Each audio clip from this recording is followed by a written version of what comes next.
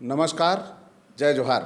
साथियों, जागो पंच में आप सभी का हार्दिक स्वागत, अभिनंदन। साथियों, जैसा कि पिछले वीडियो में मेरी आपसे बात हुई थी कि मैं आपको अगला वीडियो बना के दूंगा, दक्षिणा दो कुछ भी करवाओ। कैसे?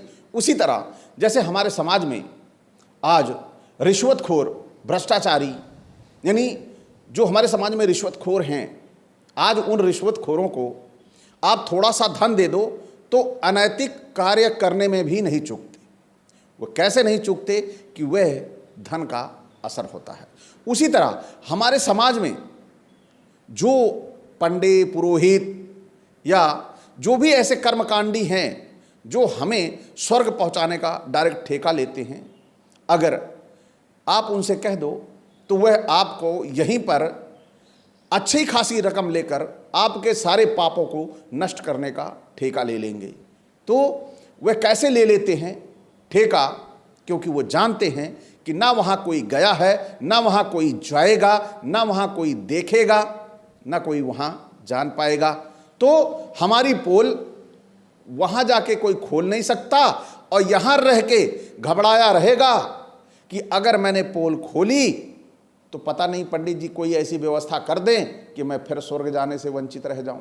तो इसीलिए दक्षिणा दो कुछ भी करवाओ, ये ब्राह्मणवाद थू पुस्तक से लिया है। और यदि आपको लगता है कि पुस्तक में गलत लिखा है तो आप इस पुस्तक को प्रतिबंध लगवा दीजिएगा कि जिससे ये और लोगों तक ना पहुंच पाए, जिससे मैं जो ये वीडियो मेरा एक संदेश है समाज में, क्या वास्तव में ये इस पुस्तक में सही लिखा गया है? क्या ये पुस्तक सही कह रही है? जब तक आप जानोगे नहीं तब तक इस पुस्तक के प्रति कोई कदम उठा नहीं पाओगे। तो आप तक मैं पहुंचा रहा हूं, मैं एक मीडिया हूं, और अगर आपको लगता है कि ये पुस्तक वास्तव में गलत लिखी गई है तो आप इसके अगेंस्ट अपना कदम उठा सकते हैं। लेकिन अगर सही लिखा गया है तो आप सभी इसका समर्थन भी कर सकते हैं।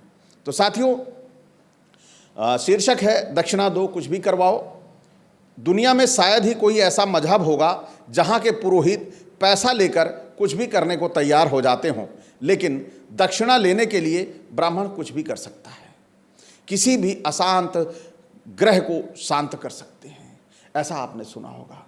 हमारे समाज में बहुत सारे ऐसे ज्ञानी, ध्यानी, पुरोहित, पंडित पड़े हुए हैं जो आपका ग्रह खराब चल रहे हो, तुरंत आप केवल ऐसी व्यवस्था कर दीजिए कि जैसे उन्होंने अपनी कलम से लिख कर दिया है कि इतने सारे सामग्री लेके आप पहुंच जाइए, ये वाला हवन कर दीजिए, काल्प सर्प के योग खत्म कर देंगे, आपका शनिचर शांत कर देंगे और आपके जो मंगल भारी है मंगल को हल्का कर देंगे। ऐसी क्षमताएं हैं उनमें, वह पैसा लेकर मंगल तक को हल्का करने की शक्ति रखते हैं। जो आपका शनि भारी है, शनि को हल्का कर देंगे। यानी ऐसी व्यवस्था केवल किस में है?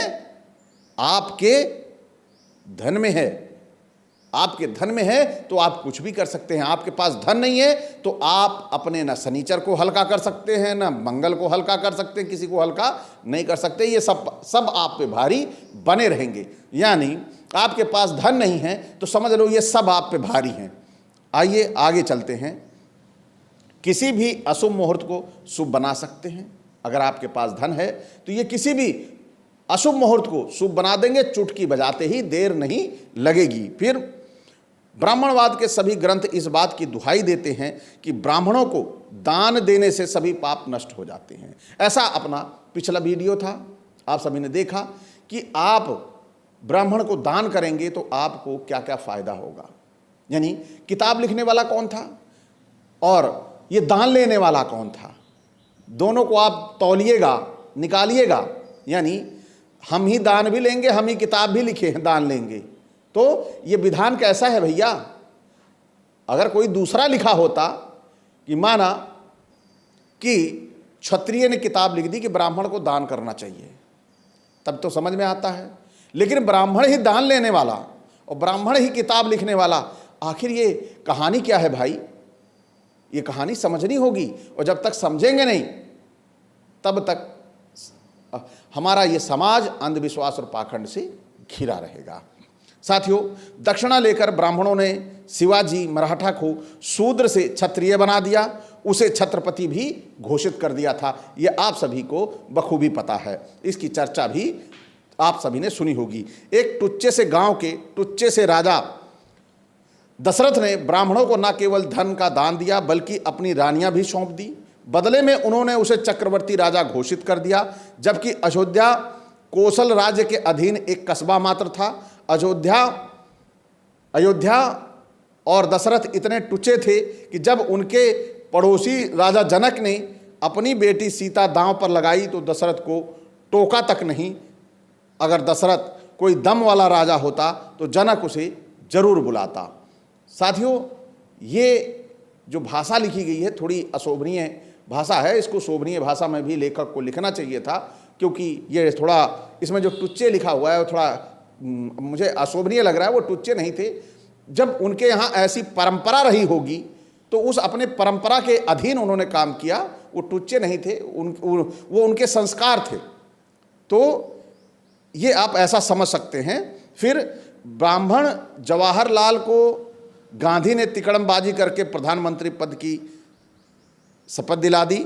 बदले में उस ब्राह्मण ने गांधी को पूरे देश का बाप घोषित कर दिया, चाहे गांधी का अपना बेटा उसे पूछता तक न था। आज सारे ब्राह्मणवादी कांग्रेसी दिन रात गला फाड़ कर उसे भारत का बाप बनाने पर तुले हुए हैं, मगर कोई भारतीय अपनी मर्जी से कभी उसकी समाधि पर नहीं जाता।